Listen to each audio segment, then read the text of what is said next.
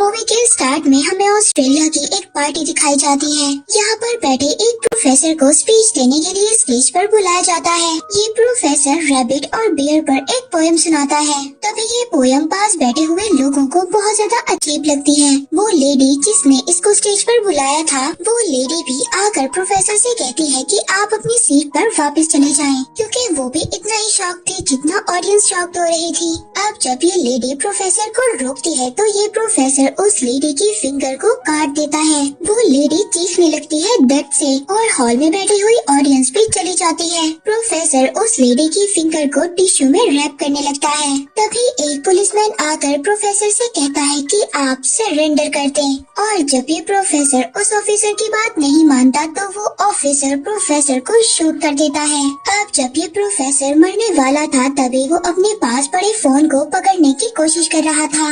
इसके बाद हमें एक सेल्समैन दिखाया जाता है जिसका नाम है एलियट। एलियट बहुत जल्दी शादी करने वाला है। ये जब अपने ऑफिस जाता है तो इसका बॉस इसको फायर कर देता है और इसे कहता है कि हमारे कस्टमर तुमसे सेटिस्फाइड नहीं है और इसीलिए अब हम तुम्हें जॉब पर नहीं रखना चाहते। एलियट के सर पर इसके भाई की भी जिम्मेदारी है जो कि एक साइकोपैथ है। एलियट उसके इलाज के लिए बहुत ज्यादा पैसे खर्च करता है। अब क्योंकि एलियट की जॉब भी जा चुकी थी और अब वो बहुत ज्यादा परेशान था कि वो अपने भाई का इलाज कैसे करवाएगा और इस बात का खतरा है कि इसके भाई को मेंटल इंस्टीट्यूशन में भेज दिया जाए। इसके बाद एलियट अपने फादर के पास जाता है, उनसे हेल्प मांगता है, मगर इनके फादर कभी भी इनकी रिस्पॉन्सिबिलिटी नहीं लेते और इस बार भी वो ये कह देते हैं कि उन्होंने अपने रिटायरमेंट फंड को मार दिए हैं और इसीलिए अब वो इनकी हेल्प नहीं कर सकते।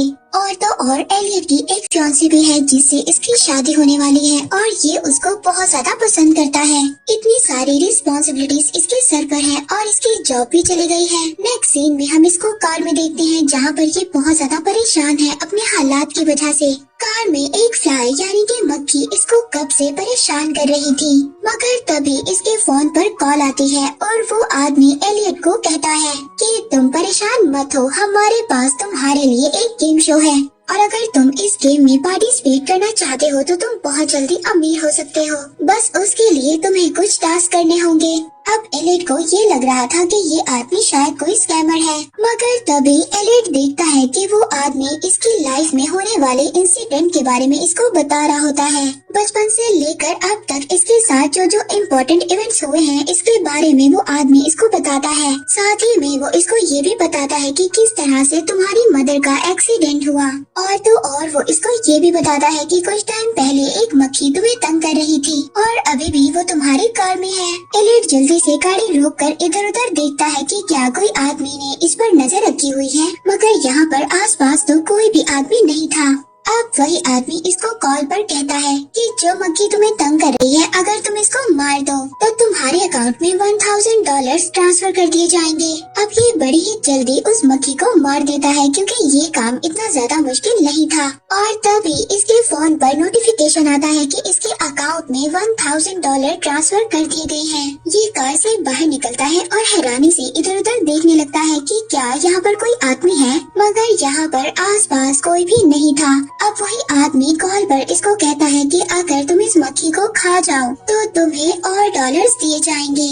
एलियट जो कि काफी ज्यादा हैरान था और इसको पैसों की भी बहुत ज्यादा जरूरत थी, ये जल्दी से अपने अपार्टमेंट जाता है। वहाँ पर जाकर कंप्यूटर में ये अपने अकाउंट की डिटेल्स देखता है। वहाँ पर भी इसको ये बताया गया था कि इसके अकाउंट में $1000 ट्रांसफर कर दिए गए हैं, इसीलिए अब इसको पैसों की जरूरत है। ये मक्खी को भी खा सकता है अपने बैंक अकाउंट में और ज्यादा पैसे लेने के लिए।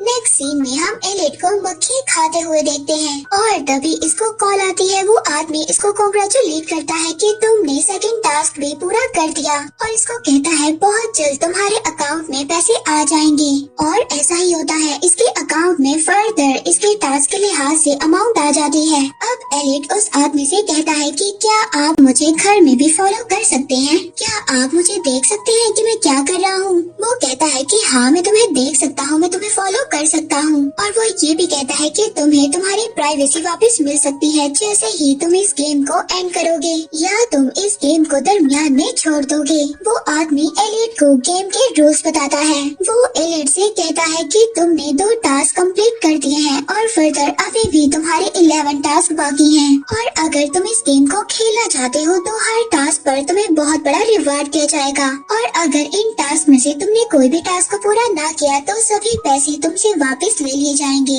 और हो सकता है तुम्हारे पास 1 रुपया भी वापस ना बचे। और दूसरा रूल वो ये बताता है कि तुम इस गेम के बारे में किसी को भी नहीं बताओगे। वो एलिट से कहता है कि अगर तुम इस गेम को खेलना चाहते हो तो मेरे साथ बोलो, I will dance with golden dot. Elite ऐसे ही कहता है और अब इसको कंटेस्टेंट के तौर पर सेलेक्ट कर लिया जाता है। नेक्स्ट सीन में हम एलिट को देखते हैं जो उसे कॉल का वेट कर रहा होता है। तभी एलिट के पास कॉल आती है। वो इससे कहता है कि तुम्हारा नेक्स्ट टास्क $5000 के लिए है। तुम्हारा टास्क ये है कि तुमने किसी भी बच्चे को रुलाना है। एलिट को ये टास्क बहुत ज्यादा इजी लगता है और वो आसपास बच्चों को ढूंढने लग जाता है। तभी ये प्यारे से बच्चे को देखता है जो भागकर आ रही होती है। वो इस बच्चे के पास जाता है और जाकर उससे कहता है कि तुम्हारे पेरेंट्स तुम्हें बहुत जल्दी छोड़ने वाले हैं। वो तुम्हें एक ऑर्फन हाउस में छोड़कर चले जाएंगे। ये सुनकर वो लड़की रोने लगती है। यहाँ पर एलिट की एक्टिंग भी कमाल थी। ये बच्ची जल्दी से जाती है अपने पेरेंट्स के पास उनको बताने के लिए, और यहाँ हम देखते हैं एलिट के अकाउंट में उसका रिवॉर्ड $5000 पहुँच गए हैं।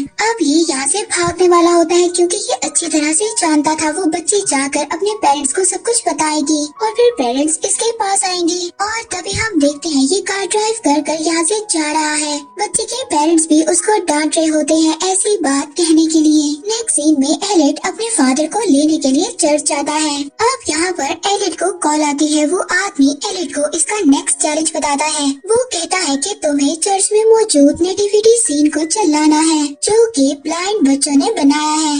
अब ये उसी नेटिविटी सीन को उठाकर बाहर ले आता है और उसको जला देता है। इसी सब में गलती से चर्च भी जल जाता है। अब एलिट जल्दी से अपनी फैमिली को चर्च से बाहर निकालता है और वहाँ पर फायर अलार्म बजा देता है। अब एलिट के इस रिवॉर्ड पर इसको $10,000 इसके अकाउंट में भेज दिए जाते हैं। वहाँ पर हम उस बच्ची और उसके पेरेंट्स को देखते हैं जो पुलिस में पहुँच चुके हैं एलिट की रिपोर्ट करने के लिए।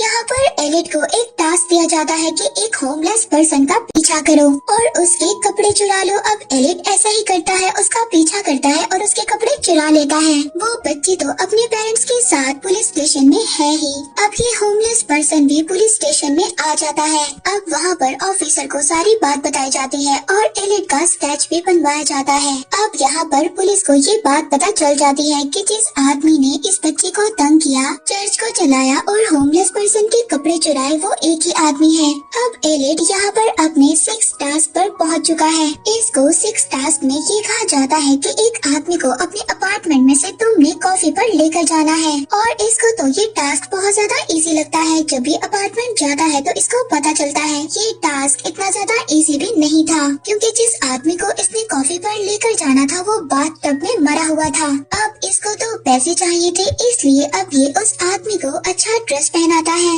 और रेस्टोरेंट में लेकर चला जाता है। वहाँ पर वेट्रेस भी काफी ज्यादा हैरान थी क्योंकि ये आदमी हिल नहीं रहा था और एलियट ने इस आदमी के फेस को हेड से कवर कर रखा था, इसलिए उस पर ज्यादा शक नहीं होता। अब मसला तो तब बनता है जब रेस्टोरेंट में पुलिस आ जाती है। एलियट को एक स्पेसिफिक टाइम दिया जाता है। एलियट ने उस टाइम में इस आदमी के सामने कॉफी रखनी है। अब टाइम भी यहाँ पर खत्म हो रहा था मगर एलियट लास्ट मोमेंट पर पुलिस वालों की कॉफी अपने टेबल पर रख देता है। अब एलियट का टास्क तो पूरा हो गया था मगर अब वो नई मुश्किल में पड़ गया था क्योंकि पुलिस वाले अब इस पर आर्गुमेंट कर रहे थे। जब आर्गुमेंट बहुत ज्यादा बढ़ते हैं तो एलियट रेस्टोरेंट से बाहर आ जाता है। अब वो आदमी इसको कॉल करता है। वो इसकी स्किल से काफी ज्यादा मुतासिर हो गया था और इसी वजह से अब इसको 6 लेवल से 8 लेवल पर भेज दिया गया था। पर तभी एलियट को याद आता है कि वो अपना लाइब्रेरी कार्ड तो रेस्टोरेंट में भूल गया है, जिसकी वजह से वो लोग एलियट को अब बहुत ही जल्दी से ट्रेस कर सकते हैं। मगर अगर एलियट सारे के सारे चैलेंजेस पूरा कर देता है तो वही आदमी जो इसको चैलेंजेस दे रहा है वो इसको फ्री करवा लेगा, तो इसके पास पैसे भी बहुत ज्यादा होंगे और ये हर मुश्किल से बहुत ही आसानी से निकल जाएगा। और इसीलिए खुद को फ्री करने के लिए बहुत ज्यादा जरूरी है ये सभी चैलेंजेस को पूरा करें। इसके बाद हम देखते हैं कि एक बस एलियट को उठाकर एक अननोन प्लेस पर लेकर चली जाती है। वहाँ पर पुलिसमैन जिसको एलियट का लाइब्रेरी कार्ड मिल गया है, ये जाकर अपने डिटेक्टर को दिखाता है। तभी डिटेक्टिव देखता है कि पुलिस ऑफिस के बाहर एक आदमी वेट्रेस से बात कर रहा है। वो जाकर वेट्रेस से पूछता है कि वो आदमी तुमसे क्या पूछ रहा था। तो वेट्रेस उसको कहती है कि वो एलिट के बारे में पूछ रहा था। डिटेक्टिव उस आदमी का पीछा करता है। वो आदमी डिटेक्टिव को बताता है कि वो एक्चुअली में इस गेम के बारे में इन्वेस्टिगेट कर रहा है, वही गेम जो एलिट प्ले कर रहा है। ये गेम बहुत सारे लोगों ने खेली और उन्हीं सभी लोगों का अंजाम बिल्कुल भी अच्छा नहीं हुआ। और तो और वो आदमी जो इन सब लोगों से गेम खिलवा रहा है उसके बारे में भी कोई भी इंफॉर्मेशन नहीं मौजूद। वहाँ पर हम एलिट को देखते हैं जिसको एक रूम में लेकर ले जाया गया है, जहाँ जाकर वो अपने हाई स्कूल के एक बुरे लड़के से मिलता है जिसका नेम है जॉन। यहाँ पर इसको नेक्स्ट टास्क इसका बताया जाता है कि तुमने इस लड़के की बाजू को काटना है जो कि एलिट को हाई स्कूल में बुली किया करता था। अब एलिट हेजिटेट कर रहा था इस लड़के का बाजू काटने के लिए, मगर वो लड़का तो खुद चाहता था कि उसका बाजू कटे। और जब एलिट उसका बाजू नहीं काट रहा था तो वो एलिट को सारी बातें याद करवाता है जहाँ पर उसने एलिट को तंग किया। इसके बाद आखिरकार एलिट उसका बाजू काट देता है और उसको हॉस्पिटल लेकर जाता है। इसको इसके इस टास्क पर $250,000 दे दिए जाते हैं। इसके बाद ये अपनी वेडिंग के लिए प्रैक्टिस डिनर पर जा रहा होता है। यहाँ पर जाकर इसको ये मिशन दिया जाता है कि तुमने इस पार्टी को खराब करना है, वहाँ पर मौजूद हर चीज को तोड़ना है। हम देखते हैं कि वहाँ पर पुलिस भी आई होती है जो एक्चुअली में वहाँ पर माइकल के अजीब बिहेवियर की वजह से आई थी। एलिट यहाँ पर पार्टी को खराब करना स्टार्ट कर देता है। वो चीजों को तोड़ फोड़ रहा होता है और वहाँ पर जिस लड़की से इसकी शादी होने वाली थी वो ये सोचती है कि ये जरूर अपने भाई को बचाने के लिए ऐसा कर रहा है। एक्चुअली में तो ये सब कुछ चैलेंज कंप्लीट करने के लिए कर रहा था। अब सब कुछ करने के बाद, चैलेंज को पूरा करने के बाद ये सिक्योरिटी से यहाँ से भाग जाता है। अब इसका नेक्स्ट चैलेंज ये होता है कि खुद को सरेंडर कर दो। इसीलिए अब ये पार्टी में वापस आता है और पकड़ा जाता है। अब जब पुलिस स्टेशन में इसका इंटरव्यू लिया जा रहा होता है तो पुलिस इसको इसके बहुत सारे काम दिखाता है। इसको कुछ पिक्स दिखाता है और कहता है कि ये सब कुछ तुमने किया है, मगर इसमें से बहुत सारी चीजें हैं जो इसने नहीं की।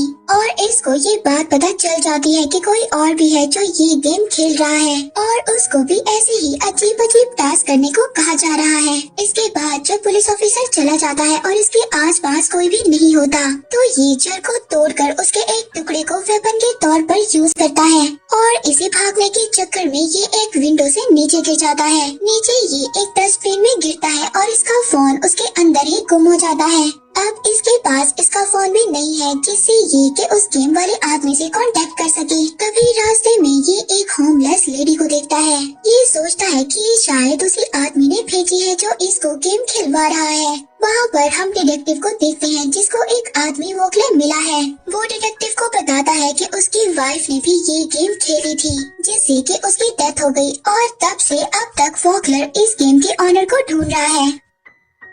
अब ये उस इंसान को ढूंढ रहा है जो सबसे ये गेम खिलवा रहा है और एंड में ये उन लोगों की जान ले लेता है। दूसरी तरफ एलिट जो इस लेडी से मिलता है वो ही लेडी एलिट को इसका नेक्स्ट मिशन बताती है। वो इसको बताती है कि तुम्हें एक स्ट्रिंग पर कपड़े लटकाने हैं। एलिट को ये टास्क बहुत ज्यादा इजी लगता है। वो स्ट्रिंग को बांध देता है कपड़े लटकाने के लिए, पर तभी उसको पता चलता है ये स्ट्रिंग तो रोड पर से गुजरती है। रोड के साइड पर ये बहुत सारे यंगस्टर्स को देखता है जो कि रोड को क्रॉस करने वाले हैं और ये अच्छे से जानता था जब वो बाइकर्स इस स्ट्रिंग के पास से गुजरेंगे तो इनकी गर्दनें कट जाएंगी।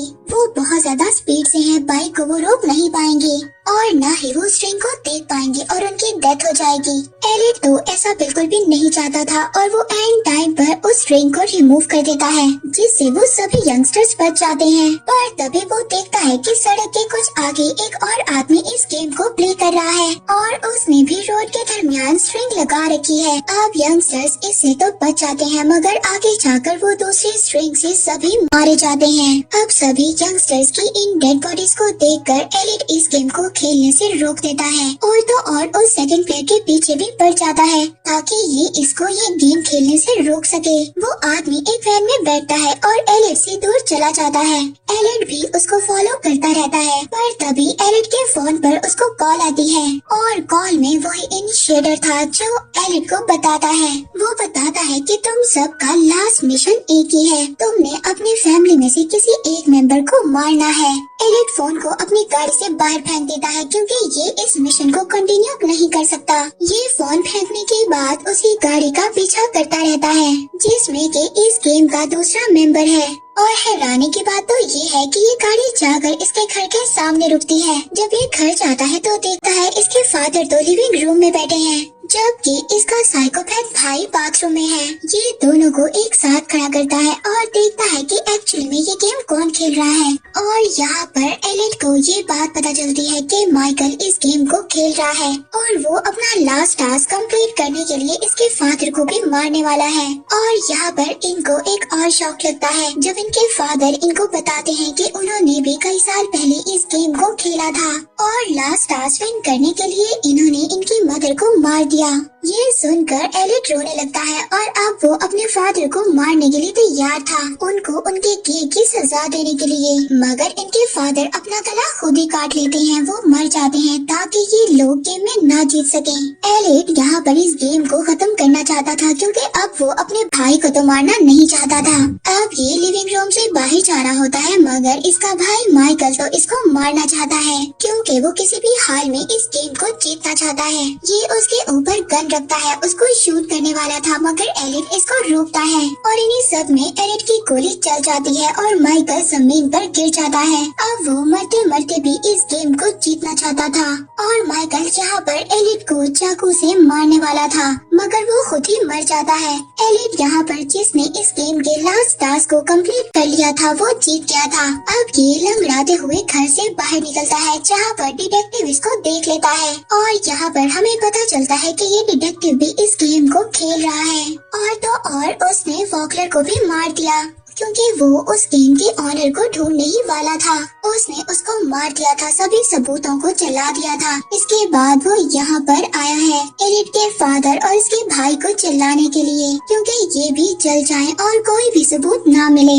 अब वो अपने काम पर लगा हुआ था मगर तभी वहाँ पर एलिट आ जाता है और डिटेक्टिव को शूट कर देता है। लास्ट सीन में हम देखते हैं एलिट उस लड़की को कॉल करता है जिससे ये शादी करने वाला था और उसको बताता है कि ये बिल्कुल ठीक है। तभी ये लड़की इसको बताती है कि उसको अभी एक स्ट्रेंज आदमी की तरफ से कॉल आई है, इसने उसको मक्खी खाने के लिए कहा है।